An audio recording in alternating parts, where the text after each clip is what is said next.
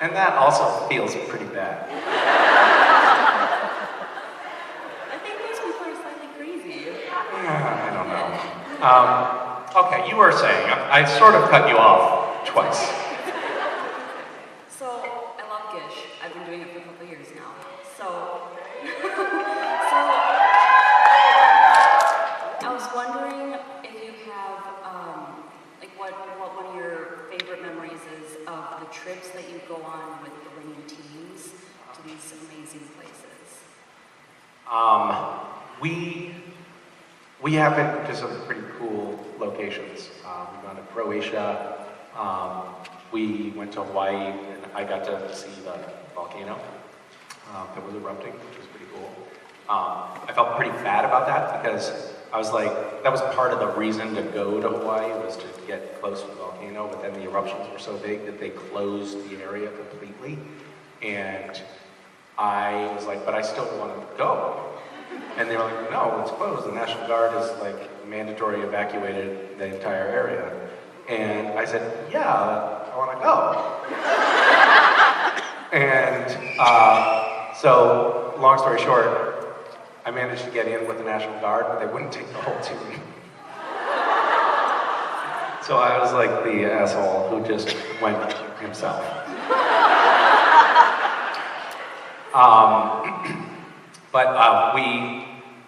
I think one nice memory from Gish Winter's trip, we did one in a haunted castle in Scotland, and it was actually really cool. It was a 14th century massive castle that had 12-foot thick walls and an actual dungeon where people had been drawn and quartered. Pretty cool. And one of the, oh my God, it was a funny team. It was a fan of Supernatural had come to her roommate and said, hey, I'm going to be doing this scavenger hunt, do you want to join? And the roommate was like, yeah. And then that roommate, who was not a fan of Supernatural and had no idea who I was, reached out to a couple of friends, and all of her friends wanted to do it too. And then she came back to the roommate and said, hey, I got a bunch of friends that want to do it. And the original Supernatural fan was like, no, that's too many people. You do your own team. And then that team, so there were no Supernatural fans, nobody on the team knew who I was. They won, and the original Supernatural fan roommate never spoke to her again. That's a sweet story, isn't it? And then on the winter's trip, the boyfriend of that original roommate did a little scavenger hunt in the haunted castle one night that led to a ring, and he proposed to her at the haunted castle, and I've stayed friends with those guys ever since. That's a good story, right? And it's in keeping with tonight's theme of talking about engagements. Thanks. Hi. Good evening. Good evening. So my question is, what are your biggest hopes, goals, dreams, other synonyms for ambitions in life, and do you feel like you've achieved them? No.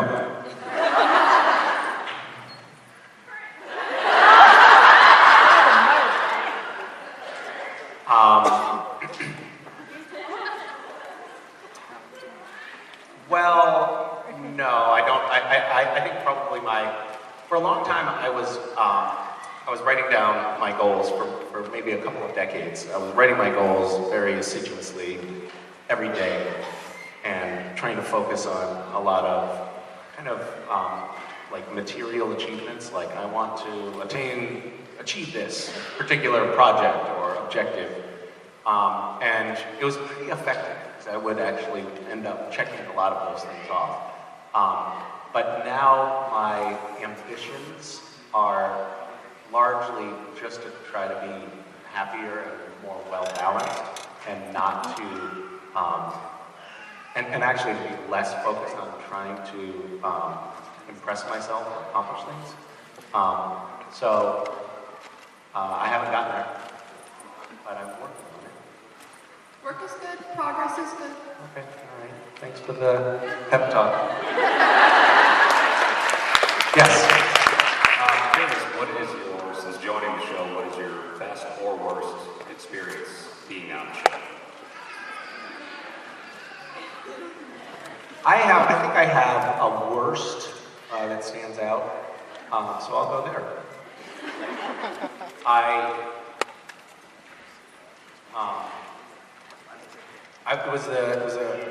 think it might have been like I can't remember if it was the very end of season 6. I think it was the very end of season 6. I was becoming possessed by Leviathan, and I had this black goo that was coming out of my nose, and my mouth, my ears, and it was, I don't know what it was. It didn't taste good. It was just disgusting and viscous. It also happened, that night of shooting happened to coincide with me getting really terrible food poisoning. So they would like you can't stop production because you're not feeling well. Like there's no calling in sick when you're filming. And they would put the goo and stuff in my mouth, and I'd like do a take and then run over to the garbage can and throw up. And I was in my trailer in between setups, and I was like, oh my God, I have to go to the bathroom. Oh wait, I have to throw up. I couldn't figure out which one I had to do more. It was an awful, awful, awful night. And eventually Jensen was like, you know what? It was like I was throwing up in a garbage can. He was like, I'm gonna call this, guys. We're gonna have to figure out another time to shoot this scene, which I really appreciated because I did not feel good. But yeah, it's something that it's a kind of an interesting job where there's 130 people on the crew ready to work, and they can't do it without you. And typically we can't just shuffle scenes around. There's too much logistics, so you have to show up when you're expected to show up. When Mason was born, I was shooting, and I told them in advance, like, I'm gonna be there for my daughter's birth. I'm not gonna be at work. And they're like, yeah, okay. And then I was like, so just, write me light in the episode that falls around this date. And I was in it every day around that date. Like, they didn't care. And then, Vicky went into labor, and I called in, and I was like, he's in labor, I'm not coming to work today. And they were like, what? I was like, yeah, be there. And they were like, all right, well, this was in the morning. Like, all right, well, we'll check in with you. And they were calling like every half hour. Like, so can you come in now? Can you come in now? Luckily, labor took 2 days. So Mason's birth probably cost Warner Brothers like $300,000. Thanks. Hi. Hi, this is my nephew Emmett. I bring him everywhere. Hi. Do you like being brought around, or is this sort of like a kidnapping situation? Oh, good. I got him into the show. Emmett, is that your name? Yes. How old are you? 8. You're 8? How long have you been watching Supernatural for? 1 year, I would say. So, okay, since you were 7? Yes. Do you think it's caused any lasting emotional scarring? He's wondering if he gets nightmares. No.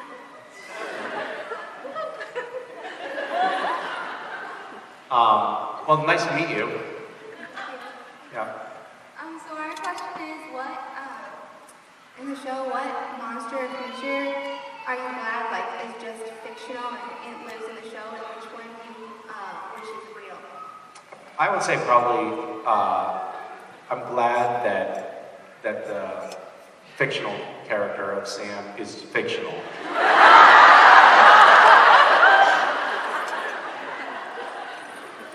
I think that would be terrifying in real life. Just that giant, dangerous, abusive beast. And then which one do I wish was real? Probably that naked Cupid guy.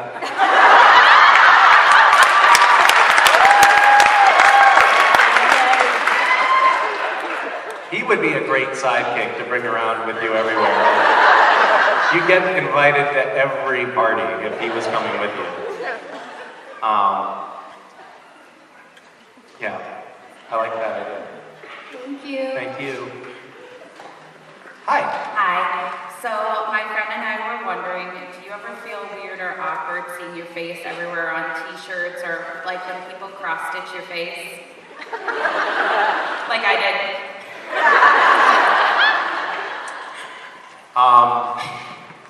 I'll tell you what's really weird is how quickly I'm generalizing, how quickly I adapted to that. Like the first time I saw it, I was like, oh my God, whoa, that's crazy. What? And now I'm like, yeah, obviously you would cross-stitch my face.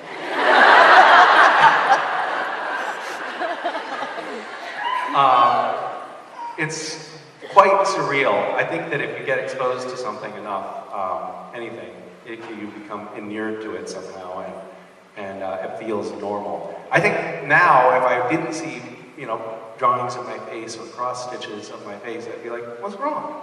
Does nobody like me anymore? So, Emmett, you don't have nightmares or anything? Doesn't it scare you? What? How is that possible? That ghost, since he was 2?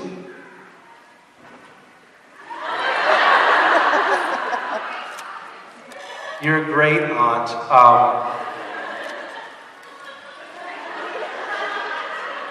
You're a fun aunt.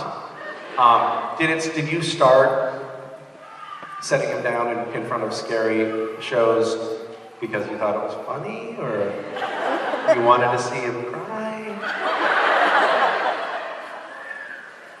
Oh, you don't want to watch Teletubbies. You like that stuff, so you figure he can toughen up. Yeah. And besides, you're not going to be paying for his therapy later, so. That's right. You'll probably, you may be fine in the long run. My godson also watched scary things when he was quite young. When he was 5, his mother set us down, like I was going to babysit, and she put in the DVD, and it was Saw. And I'm like, we have another choice? And she's like, no, that's all we have. And then he watched Saw, and I had to go into the other room because I was fucking terrified. Sorry, terrified.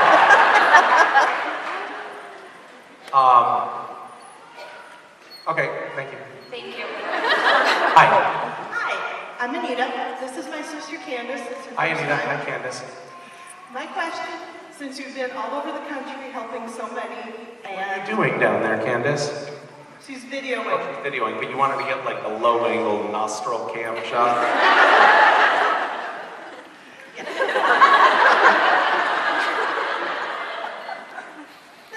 You were saying? You've been all over, influenced so many, and been to so many countries.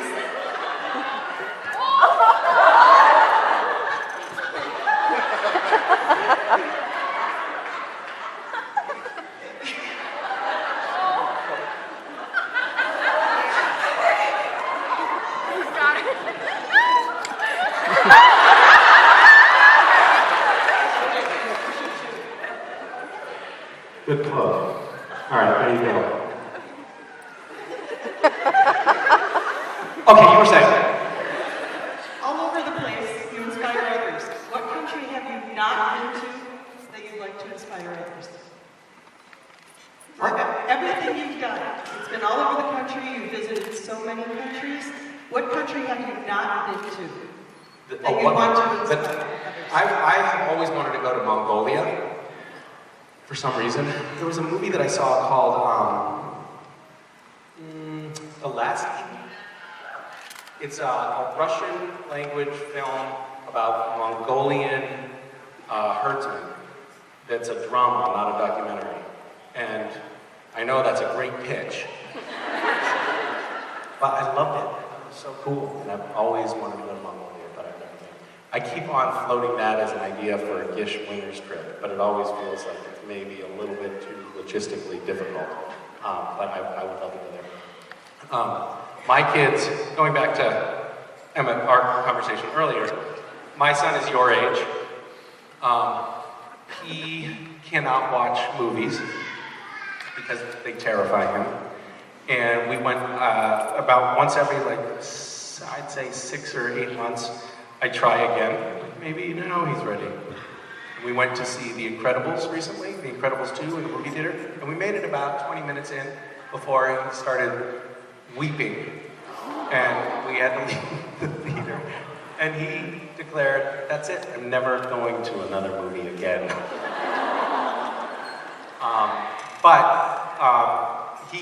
He likes Star Wars a lot, but it's just because he talks to his friends about it, and he feels like he knows everything about Star Wars. He for a long time had the plan that when he turned 11, he was gonna go to, there's like that little symphony of babies in there. Hi, little babies. Hi. It's as if they know what I'm talking about.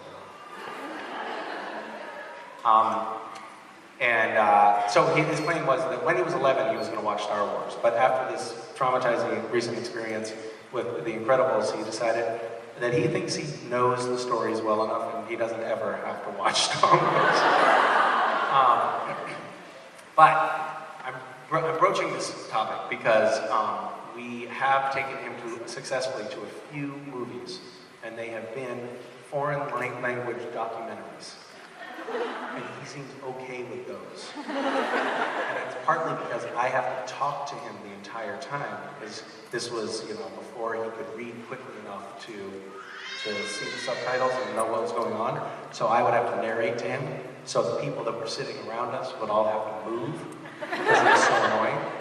And we saw The Eagle Hunters, which is another film about a documentary about Mongolia. In Mongolia. And Wes really liked that movie. Thank you. Thank you. Hi. Hi, so I love you, obviously. Was not immediately obvious, but thank you for saying that. And I was wondering, since you travel a lot, your favorite place that you visited, and if you have any crazy travel disaster stories that you could tell us. Oh, what a great topic. Travel disaster stories. Sure, I've got a bunch of those. One of the most interesting places, actually, God, I used to have great adventures. This was 1995. We went to Nepal, and then we were going from Nepal to Tibet. That was our plan. But at the time, Americans could not get visas to go into Tibet. But somebody had told us, we got a visa for Shanghai. Sometimes you can present that at the Tibetan border and they might let you in the country. So we did that. We got visas for Shanghai. But it was a long journey from where we were to the Tibetan border. And along the way, we were really worried that we were going to be turned away at the border. So we found some guys that were crossing the border with a vegetable truck. It was kind of like a giant pickup truck that was covered and open at the back. And we said, can we ride in the back of your truck across the border? So we got in the truck, and we buried ourselves under the vegetables to hide. We were crossing the border. And of course, while they were stopped at the border, the Chinese guards came with the machine guns and poked into the vegetables and poked us, which didn't feel like vegetables. And I did this I must have just nodded off in the vegetables packing.